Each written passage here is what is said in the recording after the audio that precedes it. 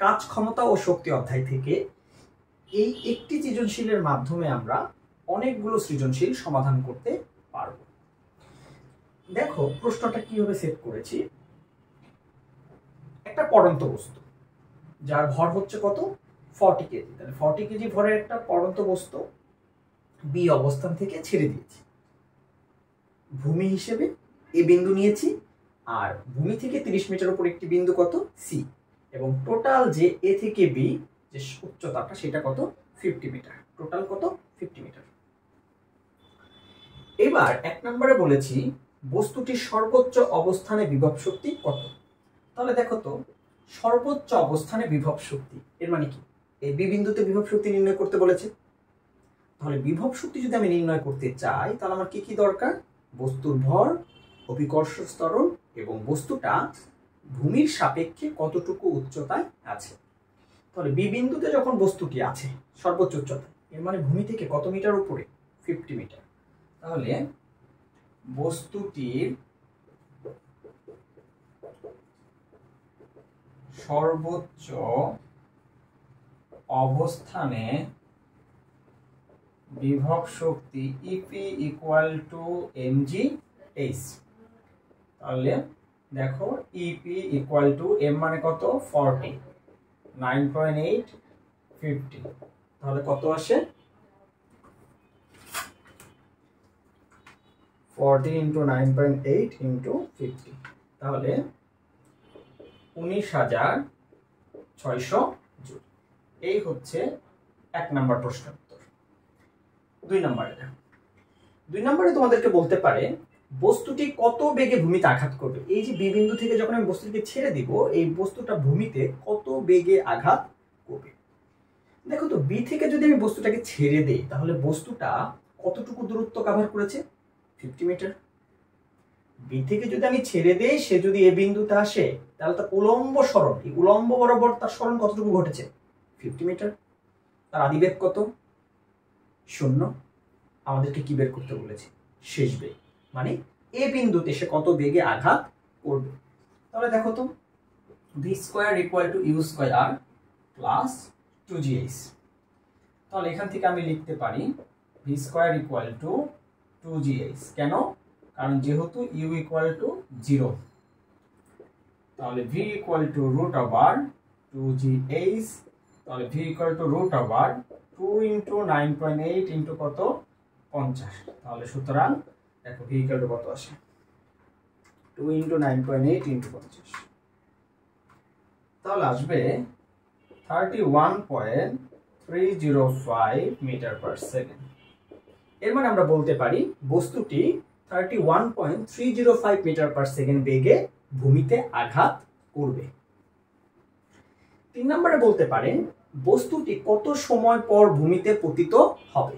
এই যে আমি যদি বি বিন্দু থেকে বস্তুটা ছেড়ে দিই তাহলে এই বস্তুটা এ বিন্দুতে পৌঁছাতে বা ভূমিতে আসতে কত সময় নিবে। তাহলে দেখো তো 3 নম্বরের ক্ষেত্রে h equal to u t plus half g t square. তাহলে h ইকুয়াল টু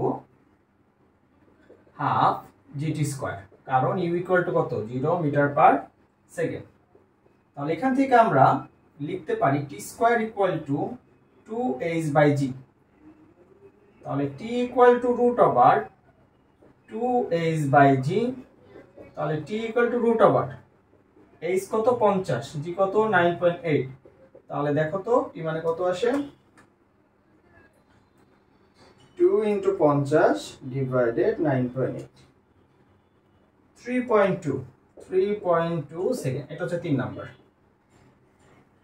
এর মানে বস্তুটির সর্বোচ্চ অবস্থানে বিভব শক্তি 19,600 জুল। বস্তুটি কত বেগে ভূমিতে আঘাত করবে, বস্তুটি 31.305 মিটার পার সেকেন্ড বেগে আঘাত করবে। বস্তুটি কত সময় পর ভূমিতে পতিত হবে, 3.2 সেকেন্ড পরে ভূমিতে পতিত হবে। এখান থেকে ছেড়ে দিলে এই ভূমিতে আসতে তার 3.2 সেকেন্ড সময় লাগবে। এবার 4 নাম্বার আমাদেরকে বলেছে বি বিন্দু থেকে মুক্তভাবে ছেড়ে দিলে, এই বি বিন্দু থেকে যদি এই 40 কেজি ভরের বস্তুটাকে ছেড়ে দেই তাহলে এই এ সি এবং বি এই প্রত্যেকটা অবস্থানে মোট শক্তি বা যান্ত্রিক শক্তি একই থাকবে কি না। যদি একই থাকে তাহলে কি শক্তির নিত্যতা মেনে চলে, এই বিষয়টা আমরা জাস্টিফাই করব। তাহলে দেখো একটু ক্লিন করে দিই।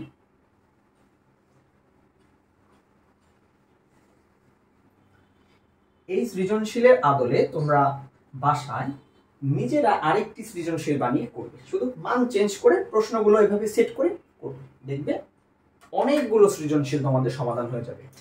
তাহলে দেখো, যদি আমাদেরকে শক্তির নিত্যতা বলে পরন্ত অবস্থায়, তাহলে প্রথমে কি আপার এবং লোয়ার এই দুটার কাজ প্রথমে করব, এরপরে মাঝের যে বিন্দুগুলো থাকবে সেগুলোর কাজ করব। তাহলে শুরুতে দেখো বি বিন্দুতে আমি যদি বলি বিভব শক্তি, তাহলে mg, তাহলে বি বিন্দুতে যখন সে আছে এর মানে সে কি এই এবি পরিমাণ উচ্চতায় আছে। কি পরিমাণ উচ্চতায় আছে? এই যে এবি পরিমাণ উচ্চতায় আছে। তাহলে আমি যদি একটু আমাদের সুবিধার জন্য এই নিচে একটু ছোট করে এবি লিখে দিই, খুব কি সমস্যা হবে? এতে কি আমাদের নিজেদেরই কি বোঝার সুবিধা। তাহলে দেখো এম মানে কত? 40 কেজি, 9.8, এটা কত? 50। কিছুক্ষণ আগে এটা করে আসছি, কত আসছে? 19,600 জুল। বি বিন্দুতে গতিশক্তি হাফ এম, আমিও এখানে কি করব? Half m v square, right? তাই না? যেহেতু বি বিন্দুর বেগ, তাই আমি কি করব?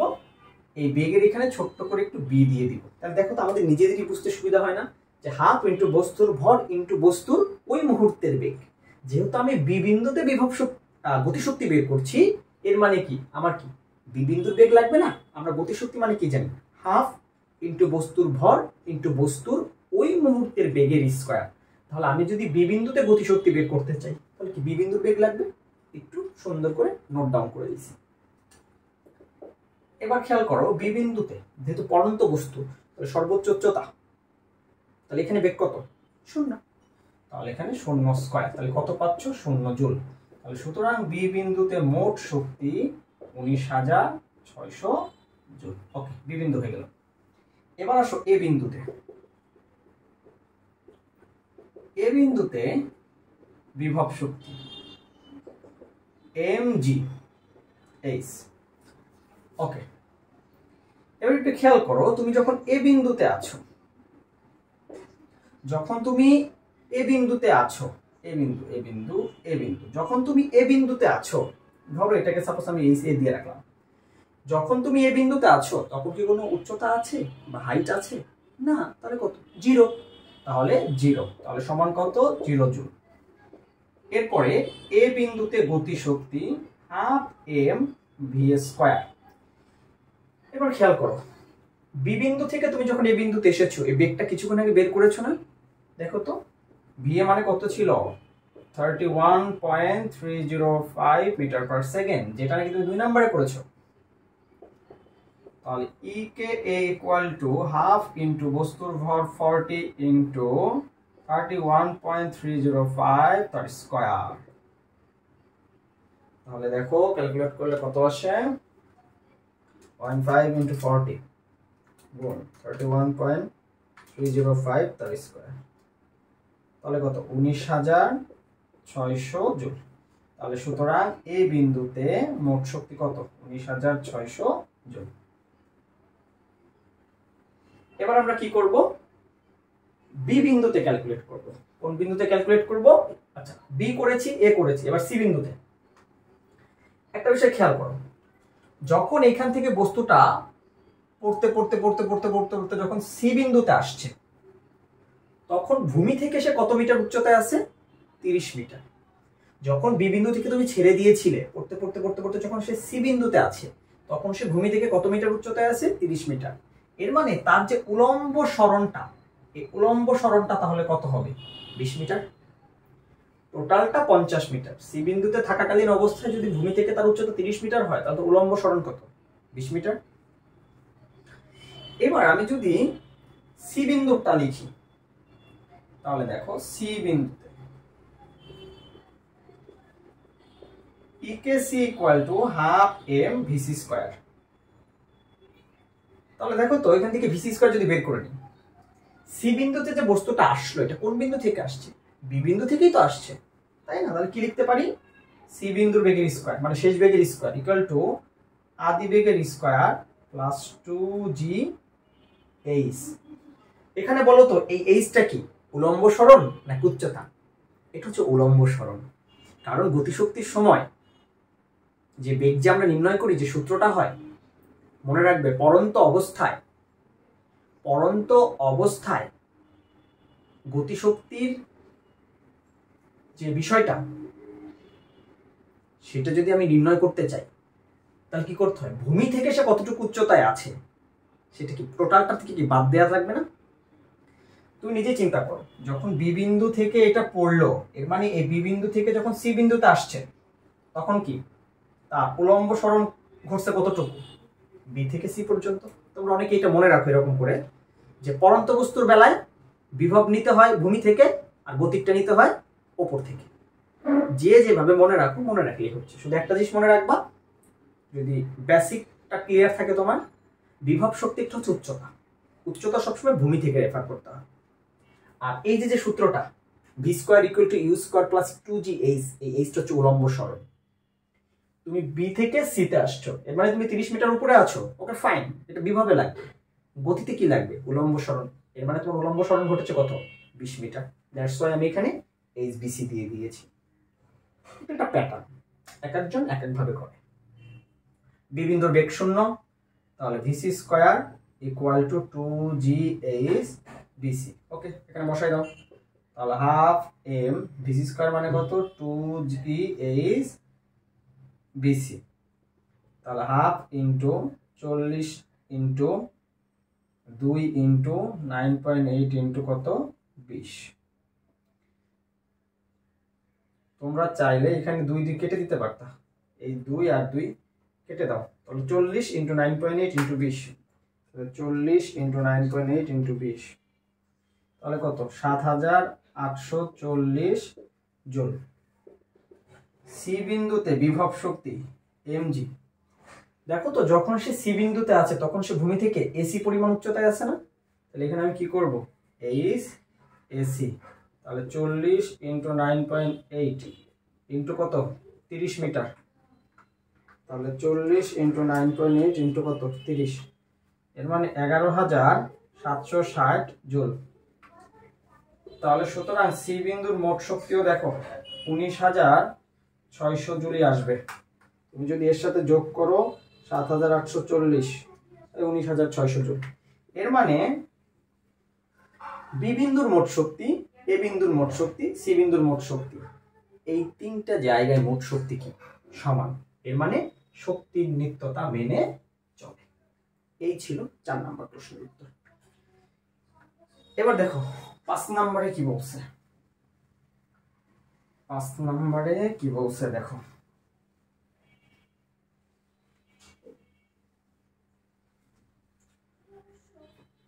পাঁচ নম্বরে বলছে যে সি অবস্থানে বস্তুটির বেগ 15 মিটার পার সেকেন্ড হলে বি হতে সি অবস্থানে বস্তুটির হারানো শক্তি কত। এর মানে এই বি থেকে যখন বস্তুটা সিতে আসছে, যদি তার বেগ যদি 15 মিটার পার সেকেন্ড হতো তাহলে বস্তুটা কতটুকু শক্তি হারাতো, কতটুকু শক্তি হারাতো।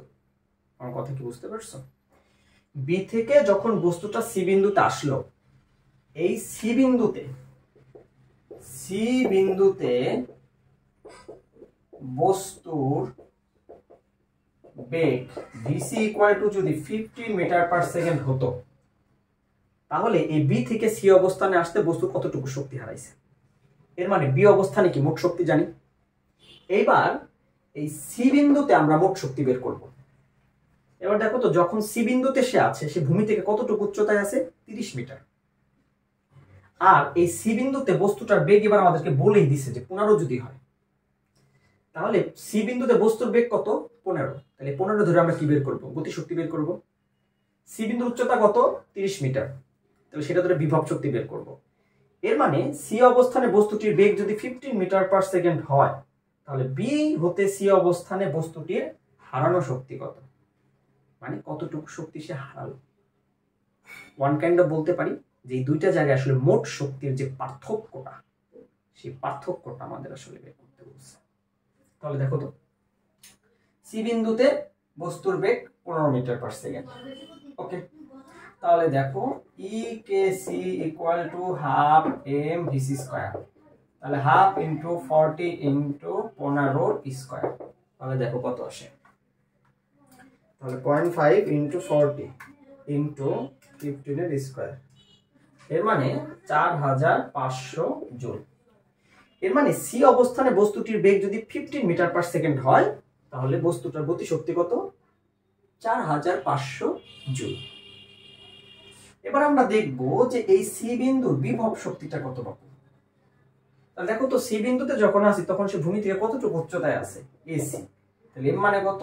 40, 9.8, 30 মিটার উচ্চতায় আছে। এর মানে 40 ইন্টু 9.8 ইন্টু কত? 30, তাহলে কত? 11760 জুল। তাহলে সি বিন্দুতে যে মোট শক্তিটা সেটা কত আসতেছে? দেখো 16260 জুল। তুমি বিষয়টা একটু ক্লিয়ার মানে খেয়াল করো, যখন আমরা শক্তির নিত্যতা করছিলাম তখন এই সি অবস্থানে মোট শক্তি কত ছিল? 19600 জুল।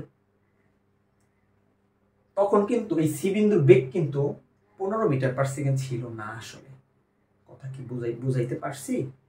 তখন ছিল কত দেখো তো, v c equal to root over 2 into 9.8 into ওখান থেকে এখানে আসা মানে 20 metre, root over 2 into 9.8 into 20, এর মানে 19.798 মিটার পার সেকেন্ড।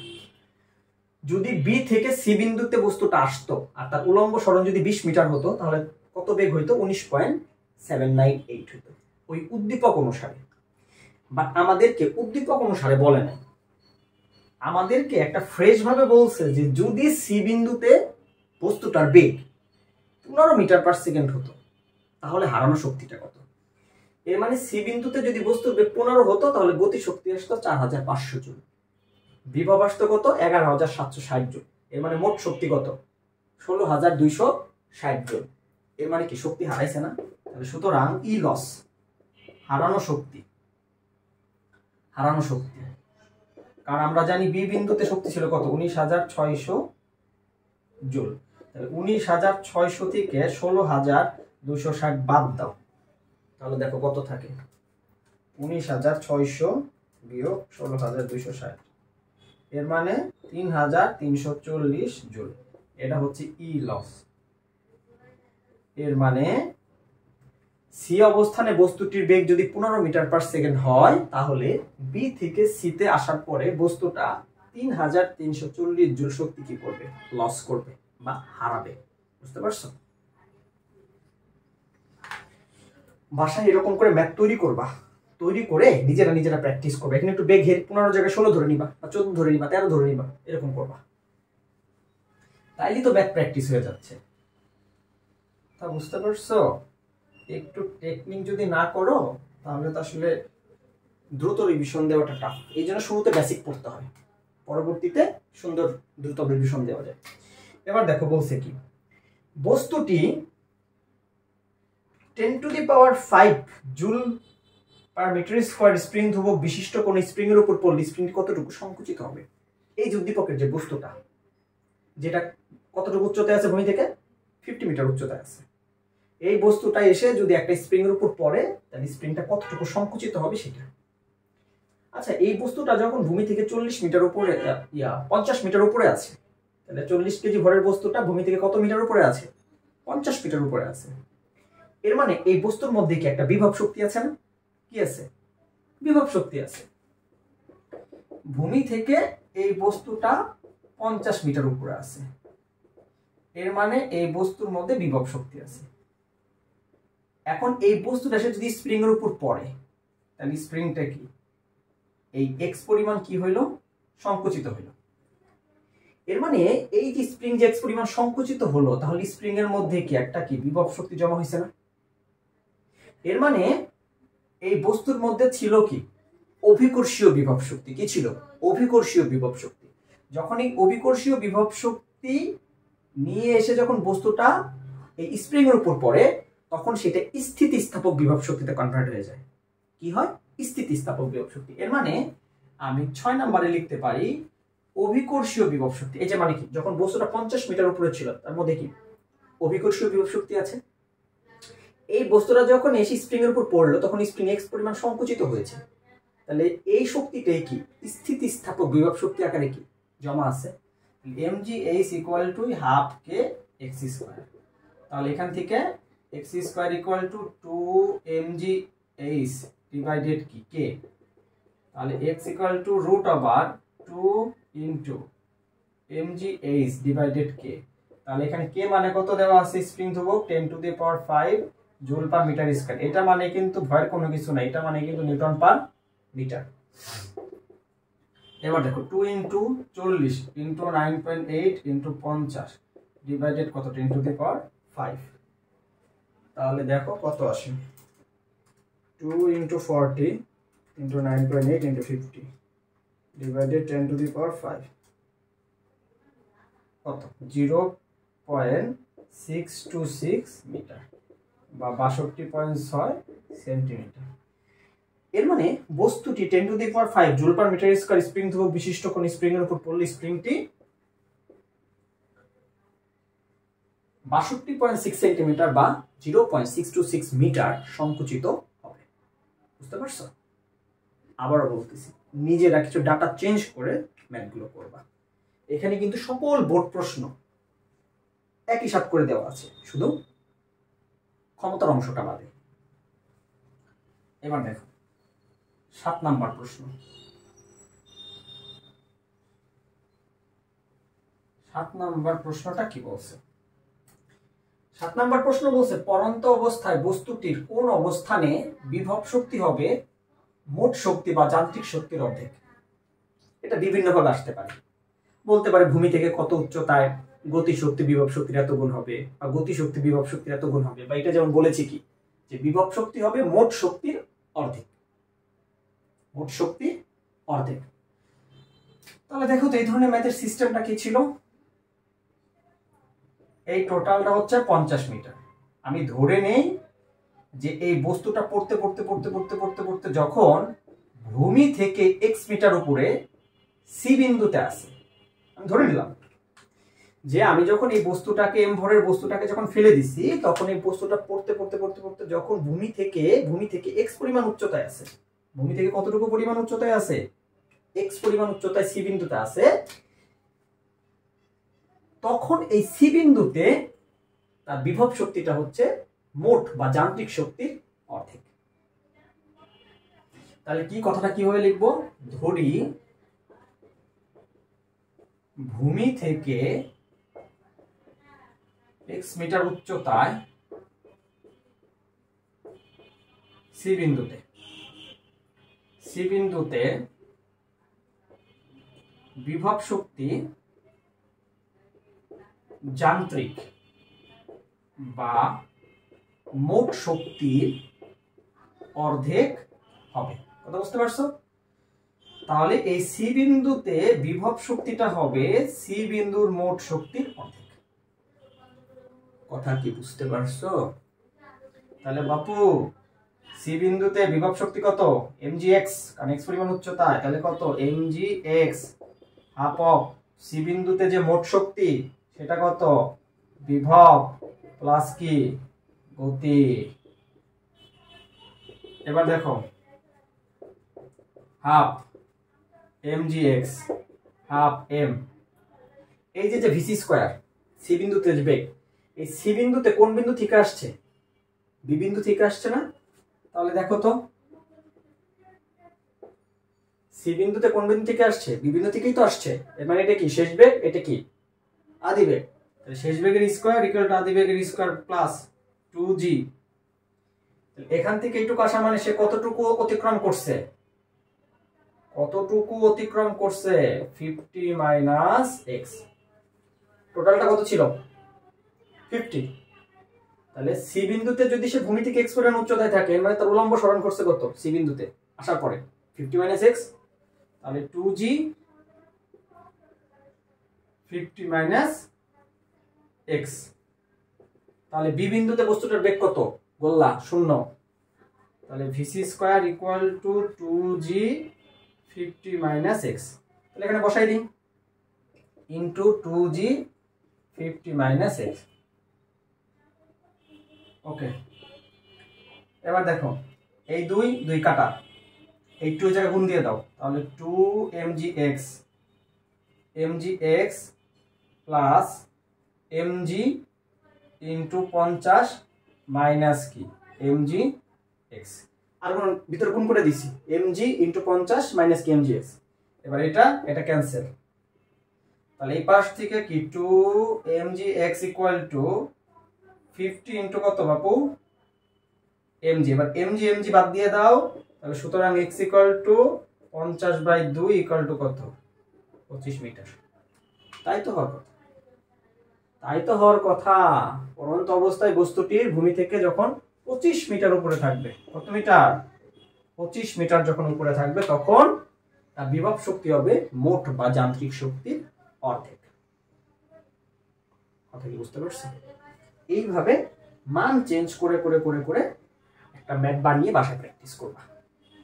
এবার দেখো কাজ ক্ষমতা শক্তি অধ্যায় থেকে এই ক্ষমতা সম্পর্কিত যে আরেকটি সৃজনশীল প্রশ্ন, এই সৃজনশীল প্রশ্নটাও যদি তোমরা সমাধান করো তাহলে অনেকগুলো সৃজনশীল প্রশ্ন আসলে সমাধান করা হয়ে যাবে। দেখো প্রশ্নটা আমি কিভাবে সেট করছি। 5 কিলোওয়াট ক্ষমতার একটি ক্রেন 4 মিনিটে 15 মিটার উঁচুতে 1500 কেজি ভরের একটি বস্তুকে তুলতে পারে। অপরপক্ষে 2 কিলোওয়াট ক্ষমতার অন্য একটি ক্রেন 20 মিটার উঁচুতে 1000 কেজি ভরের বস্তু 5 মিনিটে তুলতে পারে। দুইটা ক্রেনের কথা বলা আছে। একটা ক্রেন যার ক্ষমতা হচ্ছে 5 কিলোওয়াট, আর একটা ক্রেন যার ক্ষমতা 2 কিলোওয়াট। প্রথম যে ক্রেনটা, এই ক্রেনটা 1500 কেজিকে 15 মিটার উঁচুতে 4 মিনিটে উঠাতে পারে, আর দ্বিতীয় ক্রেনটা 5 মিনিটে 1000 কেজি ভরের বস্তুকে 20 মিটার উঁচুতে তুলতে পারে। আমাদেরকে ছোট্ট করে জি এর মানটা দেওয়া আছে 9.81। এটা কেন আমি দিয়ে দিছি আসলে, দেখো আমাদের মধ্যে একটা প্রবণতা আছে, জি এর মান 9.8 ব্যবহার করতে করতে একটা অভ্যস্ততা চলে আসছে। বাট মাঝে মধ্যে প্রশ্নে খেয়াল রাখবা যে জি এর মান দেওয়া আছে কিনা। যদি জি এর মান দেওয়া থাকে তাহলে কিন্তু সেটাই বসাতে হবে। তুমি 9.8 ধরে ম্যাথ করে দিয়ে আসবা আর টিচার তোমাকে নাম্বার দিয়ে দিবে, বিষয়টা কিন্তু এমন ঘটবে না। সো এটা কিন্তু এই জন্য আমি দিছি বিষয়টা। দেখো ক নাম্বারে বলছি কি, প্রথম বস্তুটির ভরকে শক্তিতে রূপান্তর করো। এর মানে আইনস্টাইনের কি ভর শক্তি সম্পর্কিত সূত্র আছে না? তাহলে কি ক নাম্বার, তাহলে প্রথম বস্তুটির ভরকে, এর মানে এই 1500 কেজি ভরের বস্তুকে শক্তিতে রূপান্তর, তাহলে E equal to m c square. তাহলে এর মানে কত 1500, সি মানে কত 3 × 10⁸, তাহলে স্কয়ার। তাহলে দেখো কত আসে। আমরা চেষ্টা করছি এই ম্যাথগুলোর মধ্যে সব টপিকস কভার করার, যে টপিকসগুলো সচরাচর এসে থাকে। এখানে দুই টাইপের আমি সৃজনশীল দেখাইছি। দুই টাইপের সৃজনশীলে প্রায় তুমি 60-70টা সৃজনশীল সলভ করে ফেলতে পারবা যদি তুমি মনোযোগ ভাবে এই দুইটা সৃজনশীল শুরুতে সলভ করে নাও। প্রথমে কি করবা, আমি যে দুইটা করাই দিছি এই দুইটা সৃজনশীল সলভ করবা, এরপরে নিজে মান চেঞ্জ করে আবার দুইটা করবা, এরপরে টেস্ট পেপার বা গাইড বই যেটাই হোক যাবা, দেখবা ম্যাক্সিমাম সৃজনশীল তুমি পারবা এবং কমেন্টে জানাবা। 3 × 10⁸ তার হোল স্কয়ার, এর মানে 1.35 × 10⁻20 জুল। এই হচ্ছে ক নাম্বার প্রশ্ন। ছোট দেখে কিন্তু অবাক হওয়ার কিছু নাই, এগুলো কিন্তু বোর্ডে ঘুরে ফিরে বারবার আসছে, কিন্তু কথা বুঝতে পারছো? দ্বিতীয় ক্রেনের কৃত কাজ হিসাব করো। তাহলে দ্বিতীয় ক্রেন কি করছে, দ্বিতীয় ক্রেন 15 মিটার উঁচুতে 1500 কেজি ভরের একটা বস্তুকে উঠাইছে। তাহলে সিম্পল ভাবে কৃত কাজ W ইকুয়াল টু কি mgh। তাহলে সে 1500 কেজি ভরের বস্তুকে সে কত 15 মিটার উঁচুতে তুলছে। তাহলে 1500 কেজি ভরের বস্তুকে সে যদি 15 মিটার উঁচুতে তুলে, এর মানে তাকে কতটুকু কাজ করতে হয়েছে, তাকে কাজ করতে হয়েছে হচ্ছে 2.205 × 10⁵ জুল। খুব সফট হ্যান্ড ভাবে আমরা করে দিলাম। কথা কি বুঝতে পারছো? ওকে ওকে ওকে, এখানে তো একটা গ্যাঞ্জাম পাকাইছি, খেয়াল করছো? দ্বিতীয় ক্রেনের কৃত কাজ চাইছে, আমি প্রথম ক্রেনের কৃত কাজ করে দিছি, সমস্যা নাই, ম্যাথ দুইটা হয়ে গেল। তাহলে লিখে রাখো প্রথম ক্রেনের। ওকে, দ্বিতীয় ক্রেনের জন্য করে ফেলো। দেখছো মাঝে মধ্যে ভুল করলেও কিভাবে সেটা আশীর্বাদ হিসেবে চলে আসে। আমি করতেছি দ্বিতীয় ক্রেনের কৃত কাজ, কিন্তু আমি দেখি প্রথম ক্রেনেরটা বের করে ফেলছি। ম্যাথ হয়ে গেছে, কাটবা কেন, ম্যাথ তো হয়ে গেছে। তাহলে দ্বিতীয় ক্রেনের জন্য কৃত কাজ, এটাকে 1 নাম্বার দিয়ে রাখো, W2 = M2G_H2। তাহলে দ্বিতীয় ক্রেন কি করছে বাপু? দ্বিতীয় ক্রেন 1000 কেজি ভরের বস্তুকে 20 মিটার উপরে তুলছে না। এই যে 1000 কেজি ভরের বস্তুকে, বাপুরে বাপু, এটা তো 9.8 দিয়ে করে ফেলছি, সমস্যা নাই, এটা তো আর ম্যাথ ছিল না, এটার জন্য মাপ। এটার বাপু 9.8 বসাও, যেহেতু এটা ম্যাথেই বলছে। আর এটা কত বাপু? 20 মিটার। তাহলে 1000 কেজি ভরের একটা বস্তুকে তুমি যদি 20 মিটার উপরে তুলো, তাহলে তোমাকে 1,96,200 জুল কাজ করতে হবে। কথা কি বুঝতে পারছো? এইটা যেহেতু বোনাস ম্যাথ ছিল, আমি 9.8 বসাইছি, মাইন্ড করো না, বোনাস ম্যাথ তো তাই 9.8 দিয়ে করে দিছি, কিন্তু অরিজিনাল যেটা ম্যাথ ওইটা কিন্তু আমি 9.81 দিয়ে করছি। এর মানে কি, প্রশ্নে যেভাবে বলা আছে আমি সেইভাবেই গেছি। কথা বুঝতে পারছো? আচ্ছা যাই হোক, এবার দেখো, এবার কি বলছে, প্রথম ক্রেনের কর্মদক্ষতা হিসাব করো। চলো দেখি, গুটি গুটি পায়ে হিসাব করি।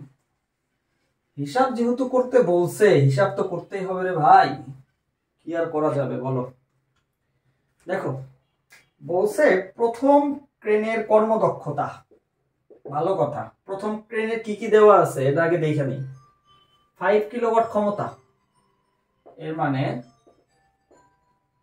প্রথম ক্রেনের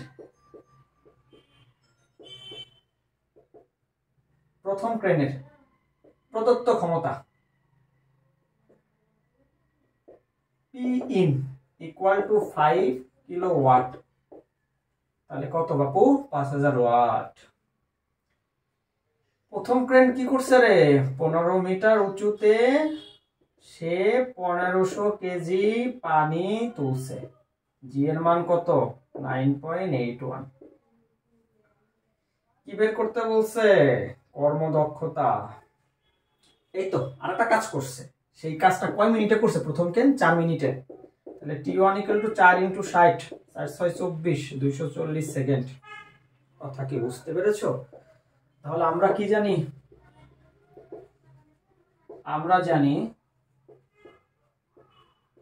কর্মদক্ষতা T1 = P_out/P_in × 100%। তাহলে কর্মদক্ষতা কি জানি?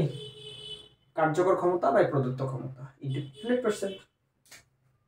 তাহলে P_out মানে কি বাপু? mgh বাই, যেহেতু প্রথম ক্রেনের কর্মদক্ষতা T1 না ধরলেও চলে, এই জায়গাটা রেফার করতে বলে না কারোর সাথে, প্রথম আর দ্বিতীয় একসাথে তো করতে বলে, শুধু T ধরে রাখি। P_in × কত? 100%। তাহলে বাপু মান বসাও। তাহলে প্রথম মোটরের প্রদত্ত ক্ষমতা 5000 ওয়াট। প্রথম মোটরটা কি করছে বাপু? 1500 কেজি পানি, বেশি না, 15 মিটার উচ্চতায় সে 240 সেকেন্ডে এই অকাজটা সাধন করছে। এই অকাজ সাধনের জন্য তার কর্মদক্ষতাটা কত, মানে কাজ করার হারটা কতটুকু আছে। তাহলে দেখো 1500 × 9. আরে ক্যালকুলেটর × 9.8 × 15 ডিভাইডেড 240 ডিভাইডেড, একসাথেই তো করবো, 5000 × 100। এত দাম দিয়ে ক্যালকুলেটর কিনছি, বারবার করবো কেন? তাহলে 18.375%। তাহলে প্রথম ক্রেনের কর্মদক্ষতা কত বাপু? প্রথম ক্রেনের কর্মদক্ষতা 18.375%।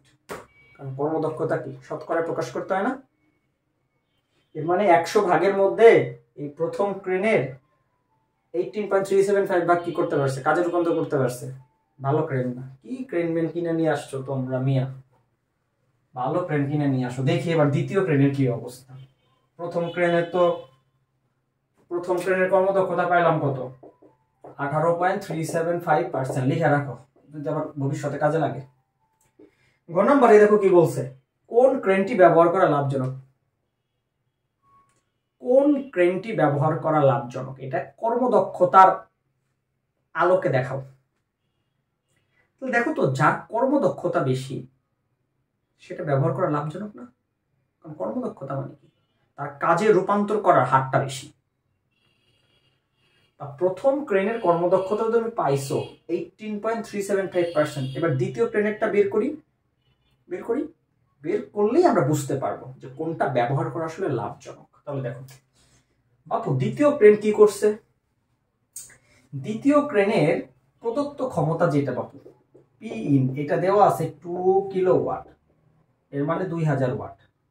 সে কি করছে, 1000 কেজি পানি 20 মিটার উচ্চতায় তুলছে। সময় নিছে কত দুষ্টু, 5 মিনিট 300 সেকেন্ড, তাই তো? তাহলে দ্বিতীয় ক্রেনের কর্মদক্ষতা ইটা 2 বের করি। তাহলে দেখো তো, eta 2 equal to p out by p in into কত, 100%।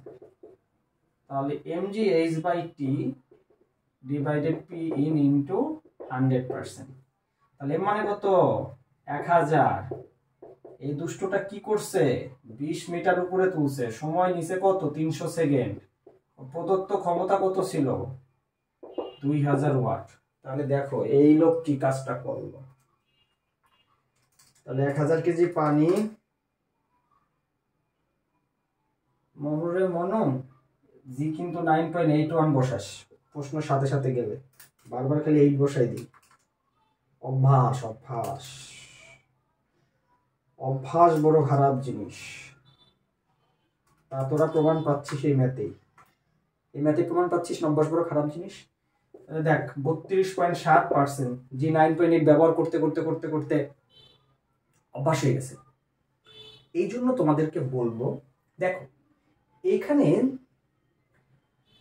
প্রশ্নে জি এর মানটা কত, 9.81 দেওয়া আছে। তুমি যদি এখানে জি এর মানটা 9.81 ধরে না করো, তাহলে তুমি প্রপার মার্কস পাবা না। আসলে ম্যাথটা ভুল, তুমি প্রশ্নের প্যাটার্নের সাথে সাথে যাও না। তাহলে বাপু খেয়াল করো, প্রথম মোটরের কর্মদক্ষতা ছিল 18.375 আর দ্বিতীয় মোটরের কর্মদক্ষতা 32.7। এর মানে এটা 2 গ্রেটার দেন এটা 1। এর মানে দ্বিতীয় ক্রেন ব্যবহার করা লাভজনক। কোন ক্রেনটি ব্যবহার করা লাভজনক, দ্বিতীয় ক্রেনটি ব্যবহার করা লাভজনক। বুঝতে পারছো? বুঝতে তো সবই পারো, কিন্তু পরীক্ষায় গিয়ে তো আর কাজ হয় না। এবার দেখো,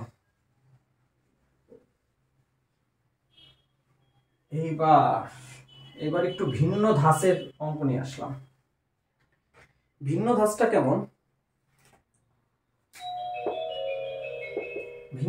কেমন, বলছি প্রথম ক্রেনের সমান ক্ষমতা ও কর্মদক্ষতার একটি মোটর ব্যবহার করে 2000 লিটার পানি দ্বারা পূর্ণ 3 মিটার গভীরতার একটা কুয়া পানি শূন্য করতে কত সময় লাগবে।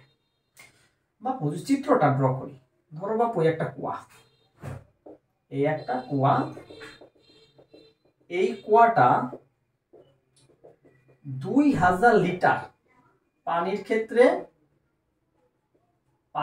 আমরা জানি কি বাপু, 1 লিটার সমান কি বাপু, 1 কেজি, কারণ পানির ঘনত্ব কত, 1000 কেজি মিটার। তাহলে এই যে 2000 কেজি পানি দ্বারা পূর্ণ একটা কুয়া, এই কুয়ার আবার গভীরতাটা কত মিটার, 3 মিটার। এই কুয়াটা খালি করার জন্য এই প্রথম ক্রেনের ক্ষমতা ও কর্মদক্ষতা বিশিষ্ট একটা মোটর ব্যবহার করব। এর মানে আমি এই কুয়াটা খালি করার জন্য যে মোটরটা ব্যবহার করব, ওই মোটরের যে প্রদত্ত ক্ষমতা সেটা হচ্ছে 5 কিলোওয়াট বা 5000 ওয়াট। আর তার যে কর্মদক্ষতা, এটা হচ্ছে প্রথম মোটরের কর্মদক্ষতারই সমান, মানে এত %। কথা কি বুঝতে পারছো? তাইলে কত সময় লাগবে আসলে? তাহলে কত সময় লাগবে? তাহলে 2000 কেজি পানি এই 5000 ওয়াটের একটা মোটর দিয়ে, যার কর্মদক্ষতা এত %, কোয়াটার গভীরতা 3 মিটার, তাহলে পুরো পানিটা খালি করতে কতটুকু সময় লাগবে? তাহলে দেখি কি লেখা যায়। দেখো, আমরা জানি, আমরা তো আসলে কত কিছুই জানি রে ভাই। তাহলে এটা ইকুয়াল টু কি? P out by p in into কত? 100%। তাহলে এটা মানে 18 পয়েন্ট কত? 375। তাহলে 18.375 দাও ভাগ 100 দিয়ে লেখো 0.18375। পিন মানে কত? পিন মানে বসাও একটু পরে, আগে একটু সাইজ টাইজ করে নেই। 100% মানে 1 বাদ দিয়ে দাও, পার্সেন্ট উঠাই দাও সবকিছু দুনিয়া থেকে। এবার দেখো mgh/t ইকুয়াল টু 0.18375 ইন্টু কত? পিন। তাহলে t equal to mgh divided 0.18375 into কত? পিন। আমি জানি এই জায়গায় তোমরা সবকিছুর মানই বসাইতে পারবা। 9.81। এবার কিন্তু ভুল করি নেই। এম মানে কত কেজি? এইবার এইচ মানে কত? কত হচ্ছে এই জায়গাটায়? আগে যে উচ্চতা বলতাম সেই উচ্চতায় ধরতাম, যে 15 মিটার উপরে তুলছি 15 মিটার, 20 মিটার উপরে তুলছি 20 মিটার। বাপু তোমার মনে রাখতে হবে, এবার তুমি কুয়া খালি করতেছো। এই কুয়া কি কখনো খালি করা সম্ভব? কুয়া কখনো খালি করা সম্ভব? সম্ভব না। কিন্তু ম্যাথের পার্সপেক্টিভের জন্য অনেক কিছু করা লাগে, বুঝতে পারছো? এই কুয়ার ক্ষেত্রে যখন তোমরা এই এইচটা লিখবা, এই এইচটাকে উচ্চতা হিসেবে লেখা যাবে না, এটাকে গড় সরণ হিসেবে লিখতে হবে। এটা নিয়ে আলাদা দিন একটা লেকচার দিব। কি লিখতে হবে? গড় সরণ। কি লিখতে হবে? গড় সরণ, বা এটার আরো ভালো ভাষায় বললে ভার কেন্দ্রের সরণ। ভার কেন্দ্রের সরণ এর মানে 0 + 3 ডিভাইডেড 2, এর মানে কত? 1.5 মিটার। গড় সরণ নিতে হবে। দেখি 3 মিটার না গভীরতা? 3 মিটার গভীরতা নিতে হবে না? কুয়ার অঙ্কের ক্ষেত্রে সবসময় কি নিতে হবে? গড় সরণ। কি নিতে হবে? গড় সরণ নিতে হবে। কি নিতে হবে? গড় সরণ। পরবর্তী একটা ক্লাসে কুয়া নিয়ে শুধু ক্লাস দিব, বা দেখবে আমার ইউটিউবে কুয়া নিয়ে অনেক ক্লাস আছে ইন্টারমিডিয়েটে, সেগুলো দেখে নিতে পারো তোমরা 9-10 এর বাচ্চারা। তাহলে কুয়ার ক্ষেত্রে কি নিবা? গড় সরণ। তাহলে 3 মিটারের গড় কত হয়? 1.5 হয় না? তাহলে এখানে এইচ এর মান বসাবো 1.5। 3 বসাইলে কিন্তু গুল্লা পাওয়া গেছে। এর মাথায় রাখবা, কিন্তু মাথায় রাখবা 1.5 ডিভাইডেড 0.375 ইন্টু 5000, এর মানে কত? 32.03 সেকেন্ড। এর মানে প্রথম ক্রেনের সমান ক্ষমতা ও কর্মদক্ষতা বিশিষ্ট একটা মোটর দিয়ে এই 2000 কেজি একটা 2000 কেজি পূর্ণ পানি দ্বারা পূর্ণ একটা কুয়া, যার গভীরতা 3 মিটার, এটা খালি করতে, পানি শূন্য করতে 32.032 সেকেন্ড লাগবে। কথা বুঝতে পারছো? এর মানে কথাটা কি দাঁড়ায়? 18.375 কর্মদক্ষতা বিশিষ্ট 5000 ওয়াটের একটা মোটর দিয়ে 2000 কেজি পানিপূর্ণ 3 মিটার গভীরতা বিশিষ্ট কুয়া খালি করতে 32.032 সেকেন্ড সময় লাগে। বুঝতে কি পারছো? এই দুইটা সৃজনশীল নিজে একটু মান চেঞ্জ করে করবা, দেন টেস্ট পেপার থেকে করবা। এই দুইটা সৃজনশীলে মিনিমাম 60 থেকে 70টা সৃজনশীল তুমি সমাধান করতে পারবা। কমেন্টে জানাবা। ধন্যবাদ।